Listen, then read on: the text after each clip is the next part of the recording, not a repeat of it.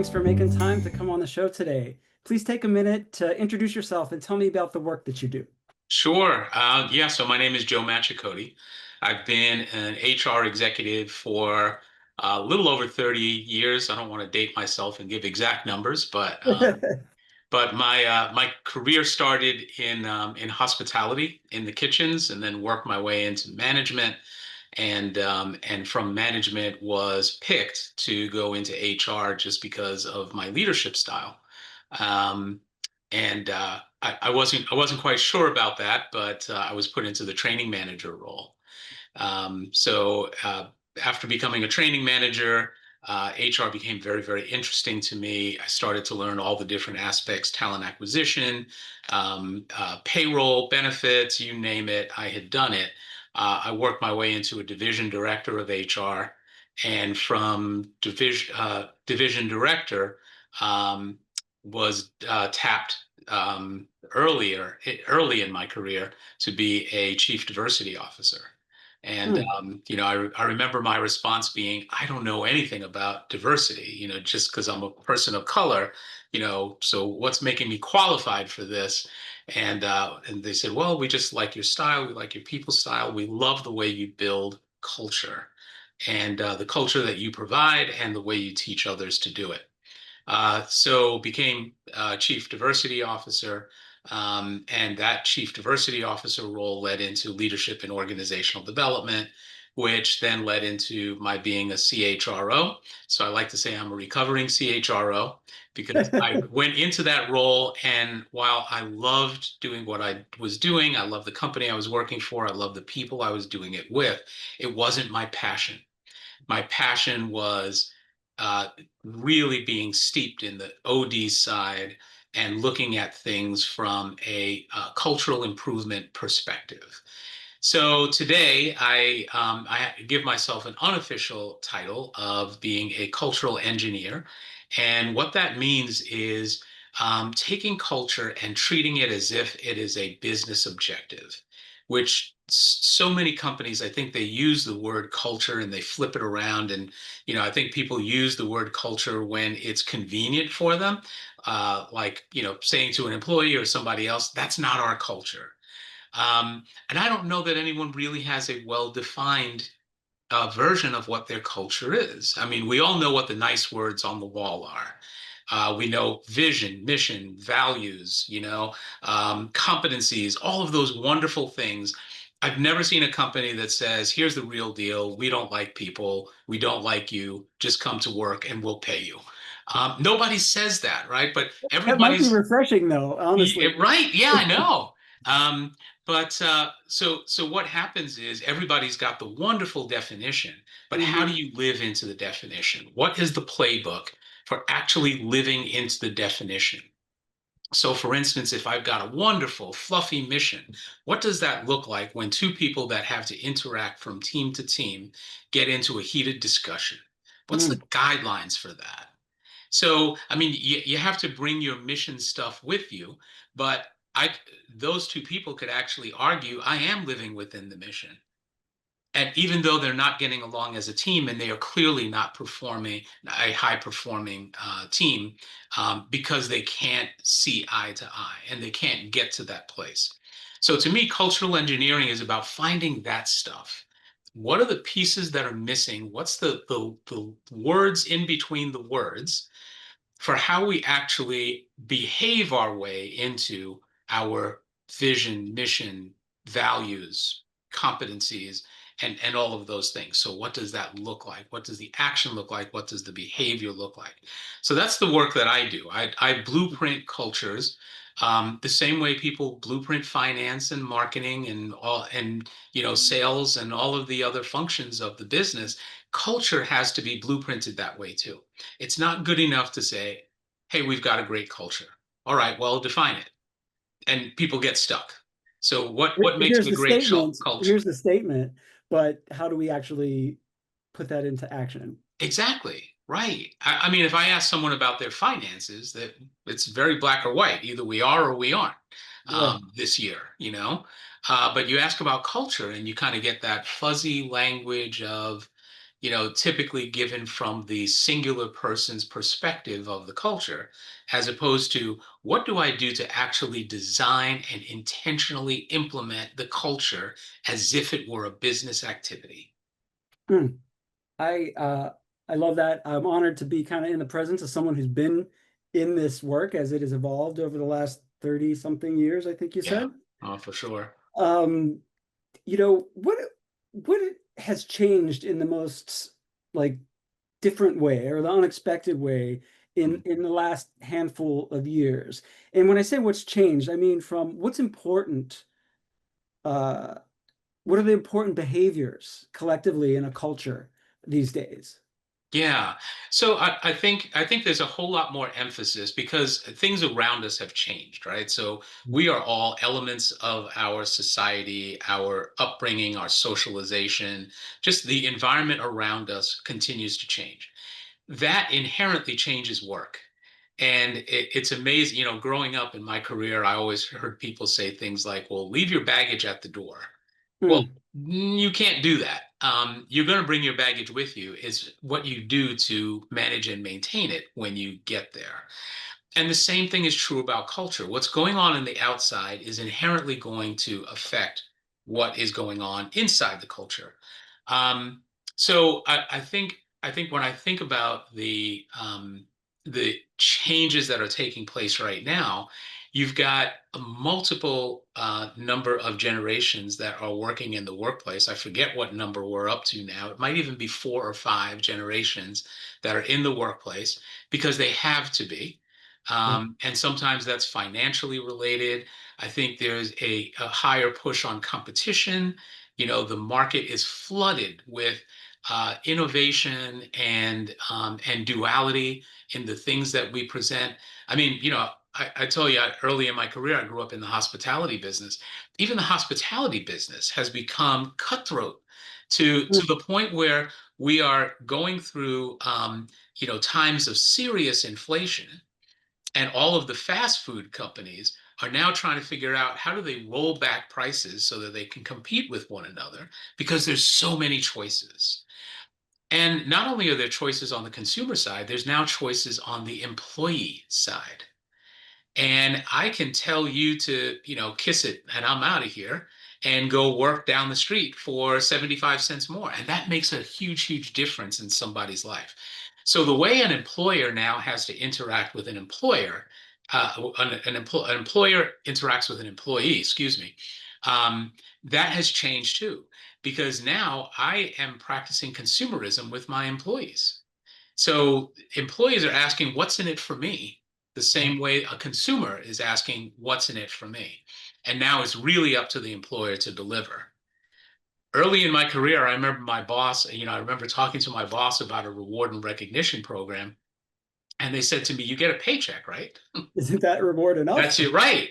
Nowadays, that conversation is very, very different. Yeah. I want to work for a company that rewards me. So I think the element of what's happening at work has changed with our societal norms, which has, and rightly so, just grown, over the years. So I think those are a lot of the challenges now to culture is how do I compete with the next guy, not only for the consumer, but for my employee? How do I compete with products and, flooding of the market of every Right. single product you could possibly think of, and even the way you sell it, right? I mean, I don't really go to Amazon or Target anymore. Why? When I can sit in this desk chair and order everything I need from Amazon, and I have a choice on whether it gets delivered today, tomorrow, or Saturday. Right. Right. Yeah, things have changed a lot. So I want to bring us back to kind of the blueprint that you spoke of, right? Mm, When you work with folks and companies to architect the culture, which is yeah, still a little fuzzy on how to define. yeah. Um, in my experience, I agree, right? You get this mission statement, this value statement, and then you usually have a C-suite level that is relationship skilled and silver tongued and can speak to and make you feel like the most important person, and they can align that value. Then you come down a level or two, and those Mhm. mid-level managers whose teams are shrinking, the workload's going up, the demands are there. Oh, and now here comes along a new culture program that's gonna maybe expose some things about me that aren't very popular, or there Mhm. might be some skills gaps that I have. How do you support that mid-level manager Mhm. in embodying the culture or being part of that shift to a culture that um, the company espouses to have? Yeah, and that's a great question. So, part of blueprinting the culture is also having a blueprint for your change management system and processes. So, how much leeway are you going to allow people? Because if I come up with a great idea, in my head, it sounds like a great idea. And then I go to you, John, and I tell you that great idea, and I expect immediate adoption. And that's not going to happen. You need to be able to sit with that for at least as long as I was able to sit with it and make clarity out of that. So when we get down to that mid-level manager, I think vision, values, mission, all of that stuff is very clear because it's in black and white. And it's the what. Where we tend to lose sight and we tend to lose the ability to drive it down through the organization is when we start talking about the how. And the how is attached to accountability. So if I say that one of my values is you know uh, we communicate. Communication is one of our strongest values. We communicate all the time. That's great that the top of the organization can say that, and they've probably systematized that, or there's a higher level of accountability. But when we talk about communication and it starts going level down, manager, sub manager, individual contributor, they have different definitions of what it means to communicate. Not Yeah. only to give it, but how we're actually receiving it. In most organizations, when an employee takes an engagement survey, communication is one of those things that sits on the bottom because it's about the how we communicate.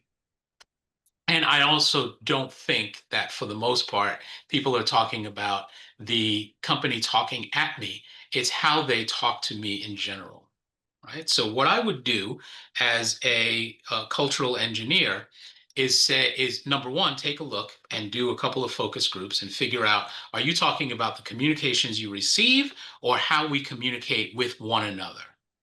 So if we have a communication, we are great at communication is the value that we espouse, but people walk in the morning and nobody says good morning to one another.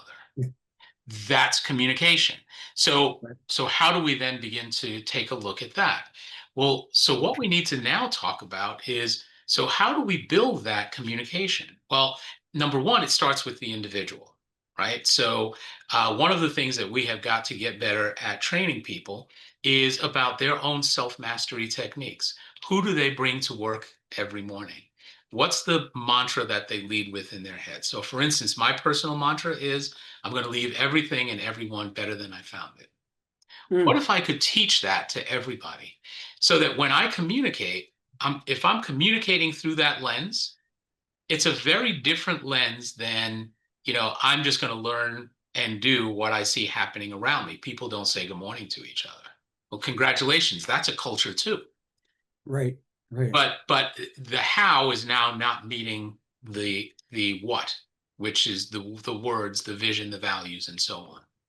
So when we have teams, you mentioned the diversity of generation and age. We've Mhm. got a lot of other elements of diversity that when we bring them together, life experience, exposure to people who are different than us, different, levels of understanding of new technologies and that sort of thing, right?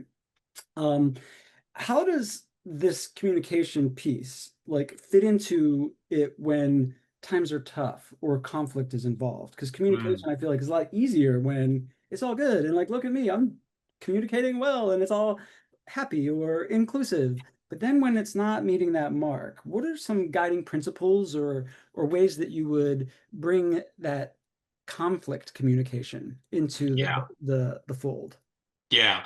Well, number one, I name the communication program. So, for instance, at Premier, where I work, our communication program is called Real Talk, Mm. and the Real is an acronym. It starts for the R is for starting with respect. E is the environment. A is accountability for how I speak to you, but also holding you accountable. And then the L, it's big, big L, is for listening. So how are we hearing one another? So in rough times, we're actually taught how to deliver real talk communications. So unfortunately, within the acronym is not transparency, but that's where respect comes in. So a good friend of mine, Bill Poole, wrote the book, The Journey to New Land, and also Start with Respect. He has a formula, and it's respect plus trust equals influence.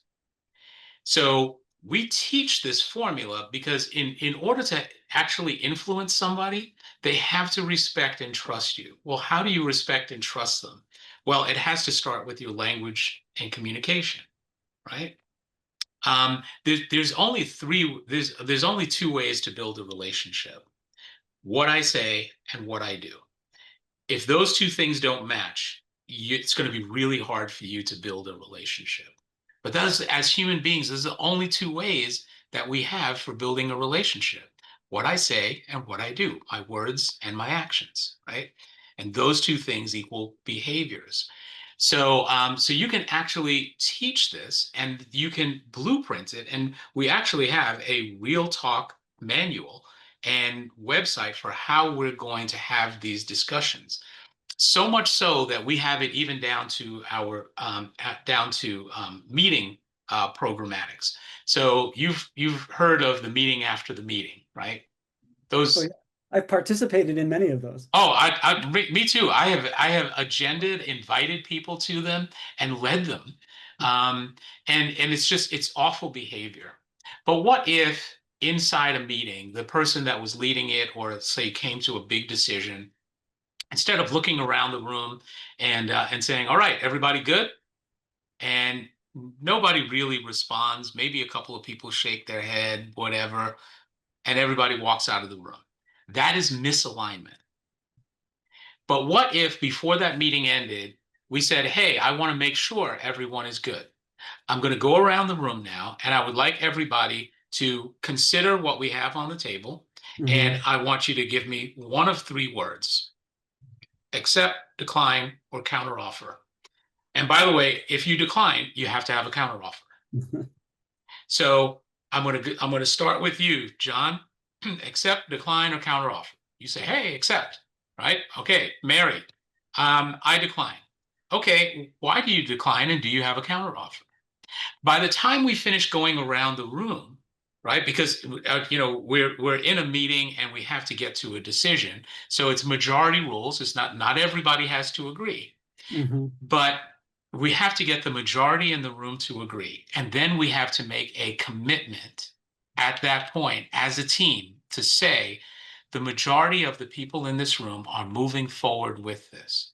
Do I have all of your commitment that we are going to accept this decision as if it were our own, even though you disagree with it?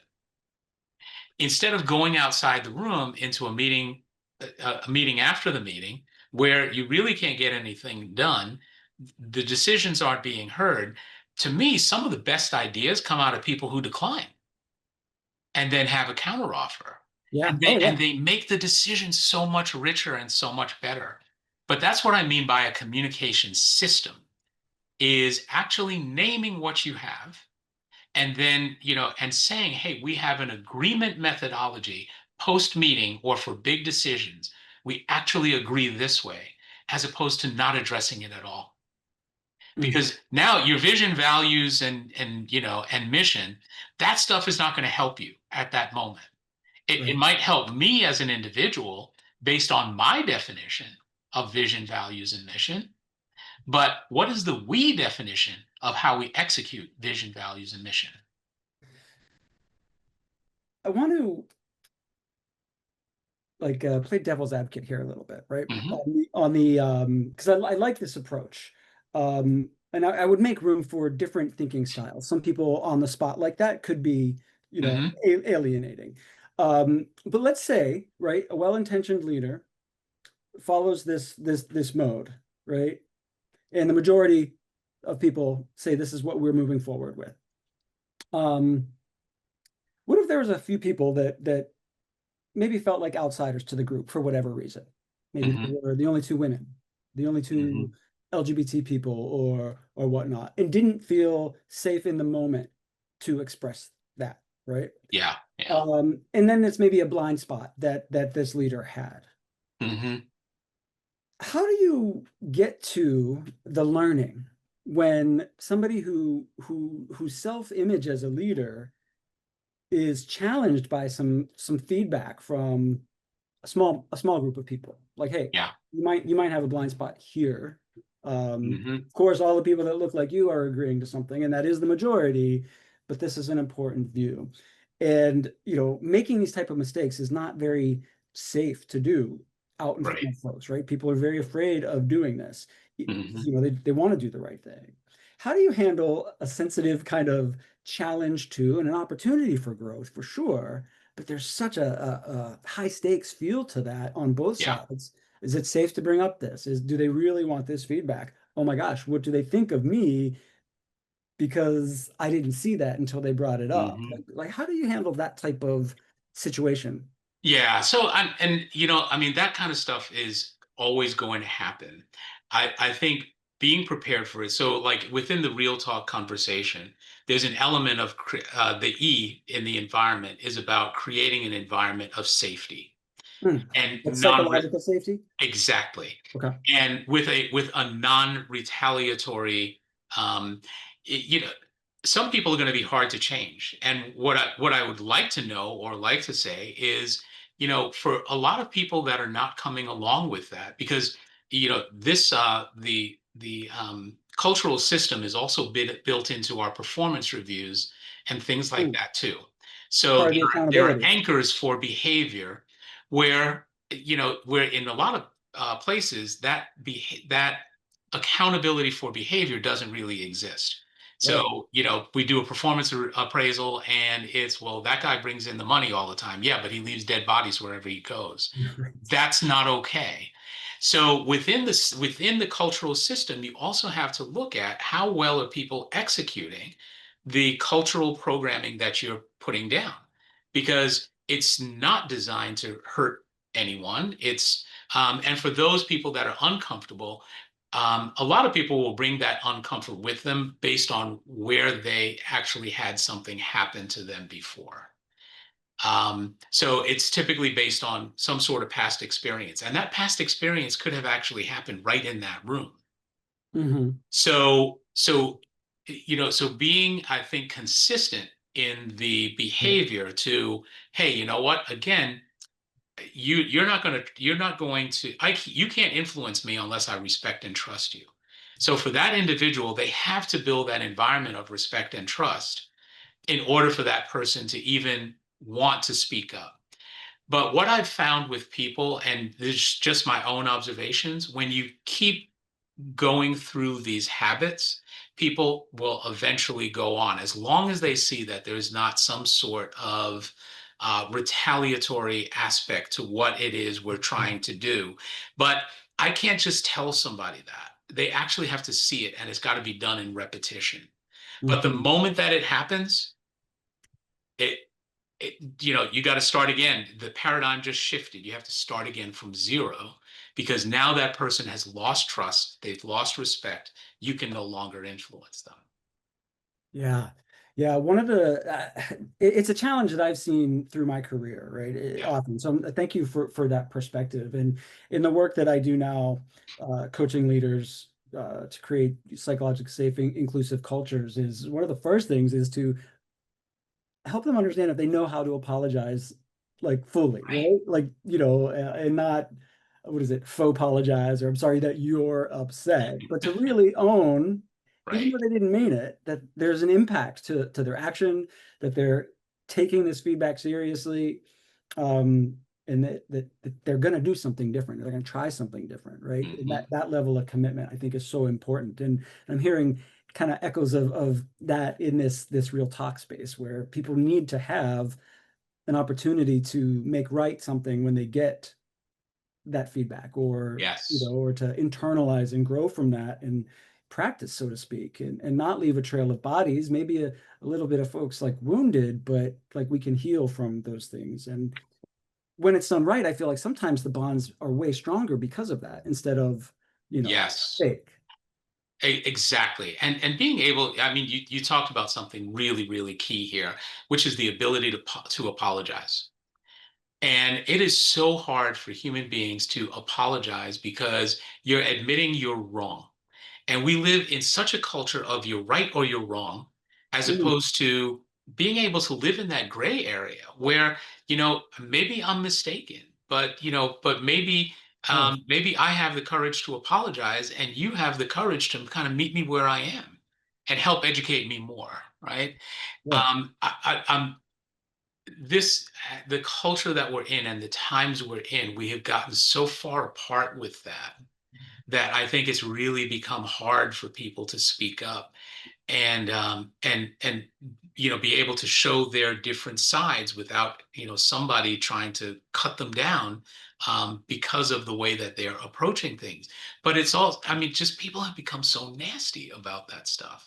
Unforgiving and nasty, yes. Yes. And in the corporate environment is where we can really control that stuff, where we can actually say, don't really care about the culture that's going on side. I know you're living it, Yeah. but again, it's bringing that baggage to work, right? I know you're going to bring that baggage to work. But the Hmm. way we manage it once we enter these four walls is very different than you would manage it on Facebook or, Oh, whatever yeah. your other social media is. We're going to manage this very, very differently, and we're going to hold you accountable for it.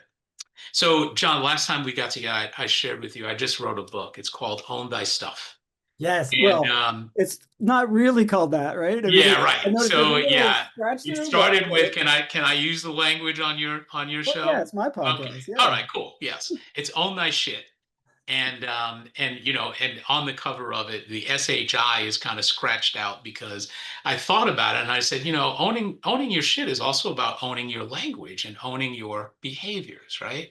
So Yeah. we talk in that book, I talk a lot about the power of apology Mm. and how it makes your heart race. You feel like this shame that you got something wrong and like somebody is trying to keep score on Or you. that you've caused harm unintentionally is Yes, yeah. yeah, absolutely, right? So, but this ability to have that at work is actually a strength in leaders. And that's, another thing that I try to teach in these cultural blueprints is, look, you know what? Honesty, humility, the ability to say, I'm sorry is just so powerful. And to your point, it actually strengthens relationships Hmm. because it's not a it shouldn't be a faux apology, right? It Right, shouldn't be right. that. And we know that, people can get performative at that stuff as well. And we don't want that. Most Um, apologies are performative, I find. yeah, Most, right. Because, they're not true, but there's just ways to do it. And there's ways to teach that. well, I love that. I'm gonna have to give your book a read. Go ahead and say the real title or actual title again for us. Yes, it's Own Thy Shit, but the printed title is Own Thy Stuff. And Okay. and we talk about how, George Carlin said it best. He said, "Have you ever noticed that your shit is stuff and other people's stuff is shit?" And we all have our shit, right? But how do you own it? How do you own it? And it's going to be released October 31st. And friends of mine and people who have already bought the ebook, they pre-ordered the ebook. They have convinced me that I need to do it in print as well. So it'll launch in ebook and print on October 31st, and through my LinkedIn page, and you can find it on Amazon. It links you back to Amazon, and you can buy it through there. Okay. And your LinkedIn profile will be linked into this podcast on the YouTube channel for sure. So we'll definitely check it Awesome. out. I hope my listeners also check it out. And with sage advice from one of the greatest comedians, I think, gone before his time, George Carlin. And Yes. that just brings up just how our frame of reference, our lens on things everyone's is different, right? And if we make the Hmm. assumption that everyone's kind of coming from our lane and our lens, we're gonna need to apologize at some point. Right. That's just not how the Yes. world is. Yeah. Um, it has been wonderful talking with you. Thank you so much for sharing your experience. I can't wait to check out the book. Thanks for making time for us today. Yeah, absolutely, John. Great conversation.